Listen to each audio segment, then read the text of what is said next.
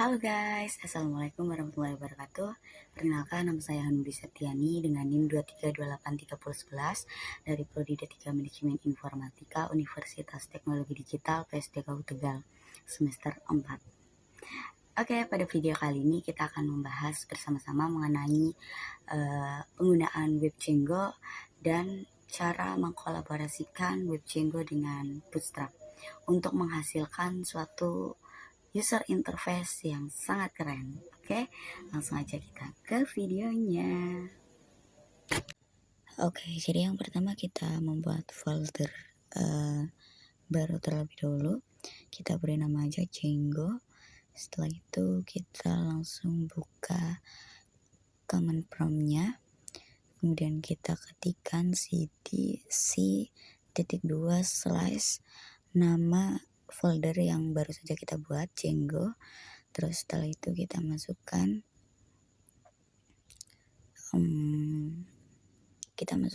py/m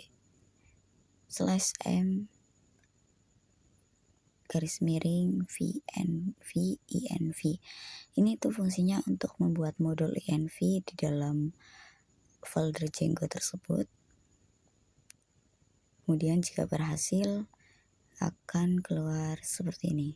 Ini prosesnya agak lama, kita tunggu aja. Nah, udah selesai. Kalau keluarannya seperti ini berarti ini sudah berhasil. Kita ketikkan env script.activate.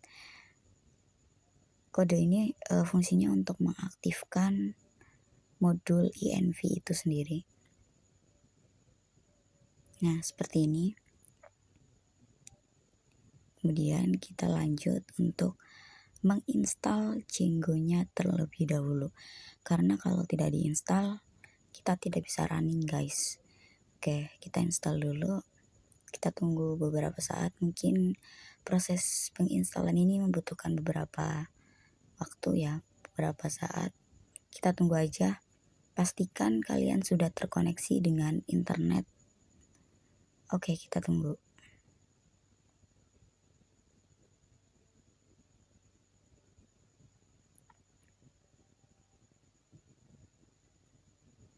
Nah, ini proses instalasinya sudah selesai.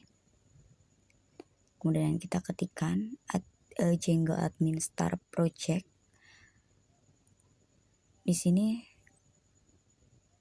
kita ketikkan cd django.us. Ininya diganti dulu, guys. Nah, kita diganti dengan folder yang kita inginkan. Kita copy-nya django.uas, terus kita buka cd django.uas seperti ini. Nah, ini sudah berhasil dan kita sudah masuk ke dalam foldernya. Kita langsung aja coba running dengan mengetikkan py manage.py run server. Kemudian jika hasilnya seperti ini, ada tulisan warning di bawahnya, itu berarti artinya kita sudah bisa running, kita sudah berhasil untuk running, dan foldernya kita bisa buka di VS Code atau Visual Studio Code. Kalau kalian belum punya, kalian bisa download dulu, install dulu. Nah, oke, selanjutnya ini kita akan menginstal Bootstrap. Kita matikan dulu untuk runningnya. Caranya Ctrl+C, terus kemudian kita klikkan pip install Django _bootstrap _v5. V5 itu versinya ya, versinya yang 5. Kemudian kita download seperti biasa, seperti yang tadi. Kita tunggu proses downloadnya dulu. Jangan lupa kalian harus koneksikan ke internet karena kita akan mendownload Bootstrap. Kita tunggu, mungkin memerlukan beberapa waktu. Oke, nih kalau sudah seperti ini artinya proses instalasinya sudah berhasil. Kemudian kita masuk ke VS Code-nya dan kita klik di bagian setting.py. Kemudian kita ke bagian installed aplikasi. Sini aku sudah menambahkan Bootstrap 5. Tujuannya untuk mendaftarkan Bootstrap 5 di dalam Viscode-nya tersebut. Oke, proses selanjutnya adalah pembuatan aplikasi baru. Yang pertama kita seperti biasa kita masuk dulu ke CD C.2 Django, masuk ke foldernya, terus masuk ke folder env-nya, jangan lupa diaktifin dulu.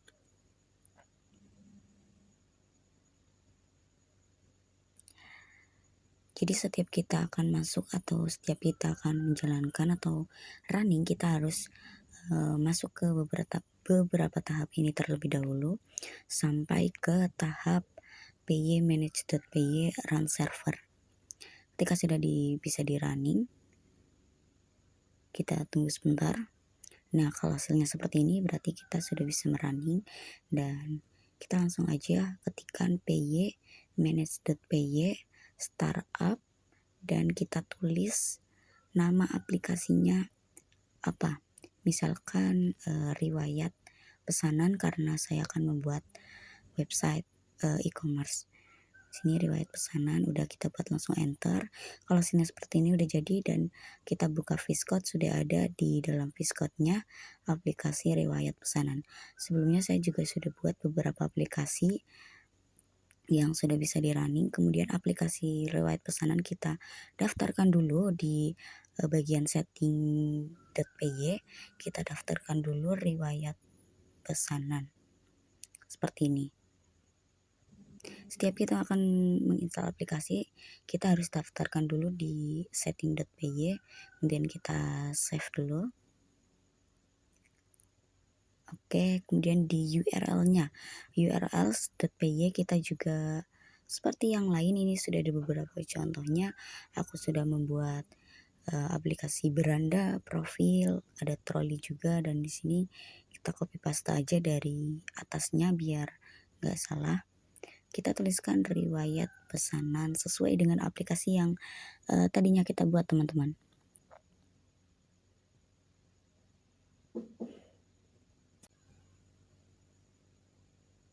Oke, seperti ini. Untuk URL patternnya juga kita tambahkan. Oke, kita tambahkan, diganti, jangan lupa diganti ya guys. Jadi aplikasi yang baru tadi kalian buat, ini riwayat pesanan, terus ini diganti riwayat pesanan. Indeksnya nggak usah dihapus, biarin aja seperti itu. Oke, seperti ini.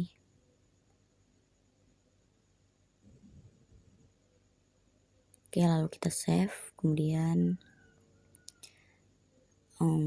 kita akan menambahkan folder baru, yaitu folder templates. Oke, di folder templates ini kita buat file HTML. Kita kasih nama aja sesuai sama yang di atas, riwayat pesanan, biar kita nggak bingung aja. Riwayat pesanan .html.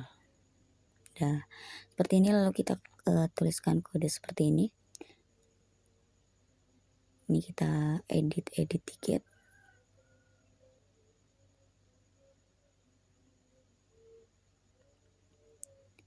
Oke, di sini jangan lupa copy paste. Aku copy paste dari aplikasi yang sudah aku buat sebelumnya, karena setiap template itu sama. Untuk awalannya seperti ini, kalian ketikkan aja seperti ini.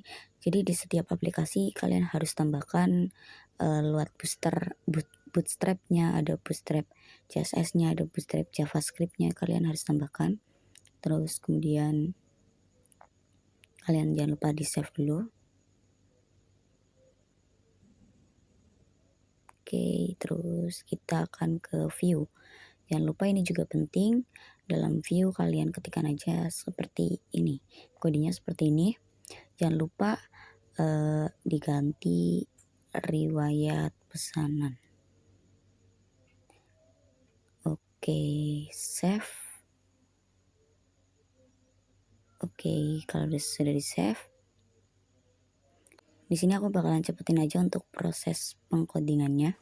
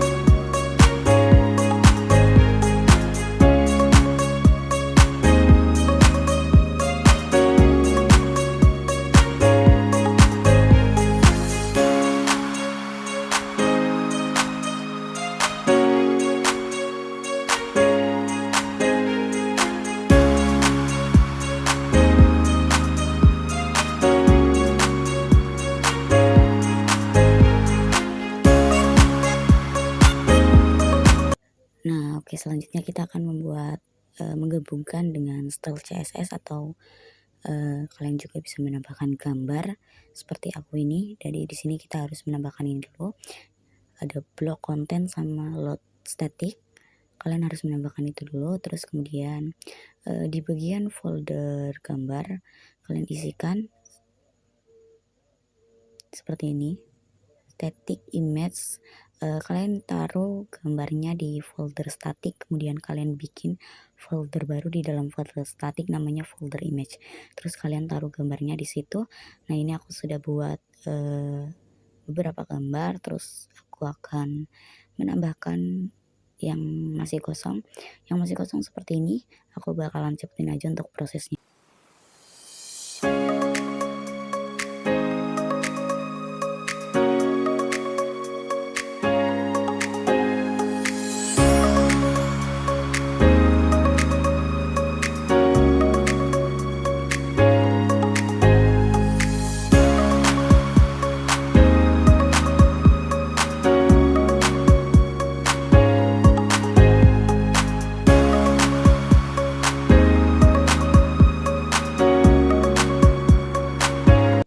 Nah, oke, kita ini adalah hasil akhirnya dari project yang sudah kita buat. Di sini aku ada yang pertama ada folder riwayat pesanan. Di sini ada beberapa riwayat pesanan yang sudah dilakukan, terus ada diurutkan. Terus di bagian profil kita akan memasukkan username, password, email, nomor HP, dan ada button sign in juga. Terus di sini adalah bagian home. Seperti ini aku sudah tambahkan gambar seperti ini, dan selanjutnya kita cari bagian troli. Mana bagian troli? Oke, ini bagian trolinya seperti ini, udah ada gambar-gambarnya, udah ada harganya, udah ada deskripsinya seperti itu. Oke guys, jadi kira-kira seperti itu cara mengkolaborasikan Django dengan Bootstrap menggunakan Visual Studio Code dan menggunakan bahasa pemrograman Python. Kurang lebihnya saya mohon maaf. Wassalamualaikum warahmatullahi wabarakatuh. Bye bye.